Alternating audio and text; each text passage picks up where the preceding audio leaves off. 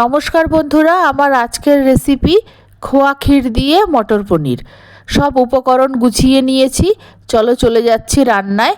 একে একে তোমাদের সব উপকরণগুলো বলে দেব। আলু টুকরো করে কেটে ধুয়ে পরিষ্কার করে নিয়েছি। প্যানে অল্প সর্ষের তেল গরম করে নিয়েছি। পুরো রান্নাটা আমি সর্ষের তেলেই করব। এবার আমি পনিরটাকে ভালো করে ভেজে নিচ্ছি। পনিরটা নুন হলুদ ছাড়াই ভাজছি। পনিরটা বড় টুকরো করে আগে ভেজে নিচ্ছি, তারপর ছোট টুকরো করে কেটে নেব। তোমরা ছোট ছোট টুকরো করেও ভাজতে পারো, এইভাবে ভেজে নিলে না ভালো হয়। আগে ছোট ছোট টুকরো করে কেটে নিয়েও তোমরা ভাজতে পারো, কিন্তু আমি আগে ভেজে নিলাম। এই যে দুটো দিকই লাল করে ভেজে নিয়েছি, তারপর টুকরো করে কেটে নেব। পনিরটাকে ভালো মতো ভেজে নিয়েছি। এবার একটু ঠান্ডা করে নিয়েছি, তারপর একটা ছুরি দিয়ে আমি কেটে নিচ্ছি। পনিরের টুকরোগুলো আমি খুব বেশি বড়ও না, আবার খুব বেশি ছোটও না, একটু মাঝামাঝি শেপের কেটে নিচ্ছি। তোমরা কতটা বড় রাখবে সেই অনুযায়ী তোমরা কেটে নিও। আগে এইভাবে ভেজে নিলে না একটু আমার সুবিধে হয়, তাই আমি এইভাবে ভেজে নিয়েছি। এখন কেটে নিলাম। পনির ভাজার পরে প্যানে যে তেলটা রয়েছে সেই তেলের মধ্যেই কেটে রাখা আলুগুলো দিয়ে দিলাম। আলুগুলো আমি ভেজে নেব। আর এই রান্নায় আলুটা সম্পূর্ণ অপশনাল, তোমরা পছন্দ হলে দিতেও পারো, আবার নাও দিতে পারো। আমি আলুগুলোকে ভালো মতো ভেজে নেব। আলুটা ভাজা হতে হতে মশলাটা তৈরি করে নিচ্ছি। দুটো পাকা টমেটো টুকরো করে কেটে নিয়েছি, 7-8 কোয়া রসুন নিয়েছি, একটা বড় সাইজের পেঁয়াজ পাতলা করে কেটে নিয়েছি, আর একটা ছোট পেঁয়াজ নিয়েছি। এই সব মশলাগুলো আমি মিক্সিং জারে নিয়ে নিচ্ছি, একটা পেস্ট করে নেব।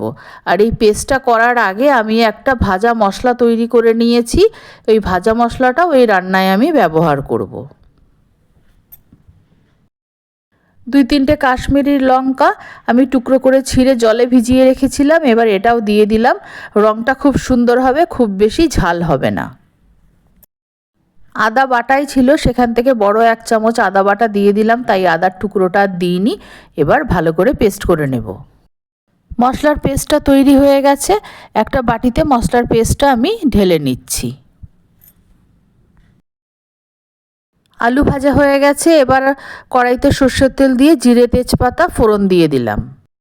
ফোড়নটা ভাজা হতেই মিক্সিং জারে করে রাখা মশলার পেস্টটা দিয়ে দিলাম। এবার দিয়ে দিলাম কিছু গুঁড়ো মশলা, আন্দাজ মতো নুন, একটু ঝাল লাল লঙ্কার গুঁড়ো, হলুদ গুঁড়ো, ধনের গুঁড়ো, জিরের গুঁড়ো। এই সব মশলাগুলো মশলার সঙ্গে ভালো করে কষিয়ে নেব। এবার মশলার বাটি ধুয়ে 1 কাপ মতো জল আমি দিয়ে দিলাম, আর দিয়ে দিলাম 1 বাটি ভর্তি মটরশুঁটি। এই মটরশুঁটিটা মশলা কষানোর সময় দিয়ে দিলে না মটরশুঁটিটা খুব ভালো সেদ্ধ হয়, আর মটরশুঁটির স্বাদটাও অনেকটা বাড়ে।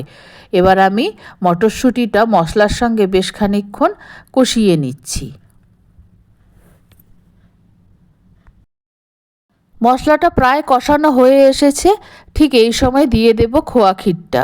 বেশ বড় সাইজের একটা খোয়া ক্ষীর দিয়ে দিলাম। আর এই ছোট টুকরোটা বাড়তি ছিল, এটা রেখে কি করব, এটাও দিয়ে দিলাম। আর এটা পিঠে করার জন্য এনেছিলাম, বাড়তি ছিল, তাই রান্নায় ব্যবহার করে ফেললাম। আর এইভাবে খোয়া ক্ষীর দিয়ে না মটর পনির রান্না করলে সত্যিই খুব সুন্দর স্বাদ হয়। তোমরা একবার বাড়িতে বানিয়ে দেখো, খেতে খুবই ভালো লাগবে। খোয়া ক্ষীর দিয়ে কষানোর সময় মিডিয়াম ফ্লেমে কষাতে হবে, তাতে মশলাটা খুব ভালো মতো কষেও যাবে, আর খোয়া ক্ষীরটা আস্তে আস্তে মেল্টও হয়ে যাবে। মশলাটা নিচ থেকে কোনোভাবে পুড়েও যাবে না, আর মটরশুঁটিগুলো ভালোভাবে সেদ্ধ হয়ে যাবে। এই মশলাটা আমি এখন কষাচ্ছি বন্ধুরা, খুব সুন্দর গন্ধ বেরিয়েছে। খোয়া ক্ষীরটা যখন পুরোটাই গলে যাবে, তখন আমি ভেজে রাখা আলুগুলো মশলার মধ্যে দিয়ে দেব। আলুগুলো দিয়ে দেওয়ার পর আরও কিছুক্ষণ আমি কষিয়ে নেব। অবশ্যই ফ্লেমটা মিডিয়ামে থাকবে, তাতে আলুটাও ভালো মতো সেদ্ধও হয়ে যাবে, আর মশলার ফ্লেভারটাও আলুর মধ্যে চলে আসবে, তাতে খেতে আরও খুবই ভালো লাগবে।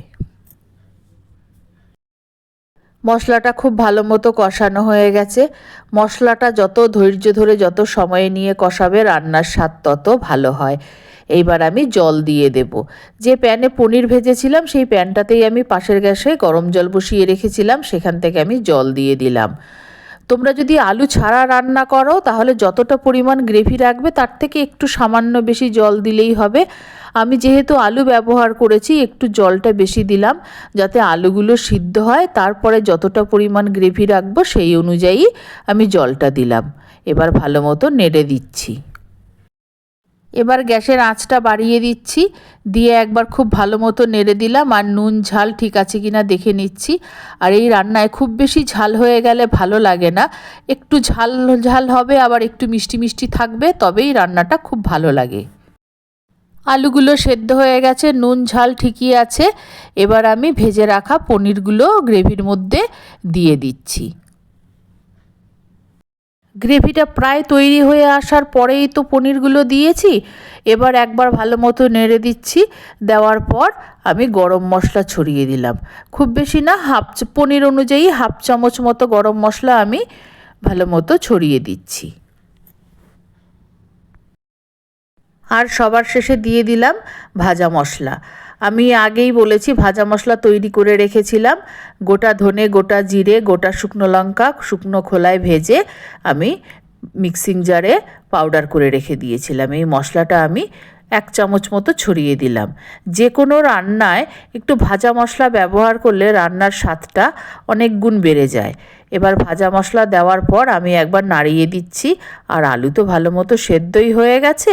এবার মিনিটখানেক হাই ফ্লেমে ফুটিয়ে নেব, তাহলেই রান্নাটা হয়ে যাবে। খোয়া ক্ষীর দিয়ে মটর পনির একদম রেডি গরম গরম পরিবেশন করার জন্য। তৈরি হয়ে গেছে খোয়া ক্ষীর দিয়ে মটর পনির, নামিয়ে নিচ্ছি। এই পনিরের রেসিপি ভালো লাগলে পুরো ভিডিওটা একটা লাইক দিয়ে দেখার অনুরোধ রইল। আমার নতুন পুরনো সকল বন্ধুদের আন্তরিক ধন্যবাদ ও ভালোবাসা জানাচ্ছি, জানিয়ে আমি আমার ভিডিও শেষ করছি। সকলকে অনেক অনেক ধন্যবাদ ও ভালোবাসা রইল।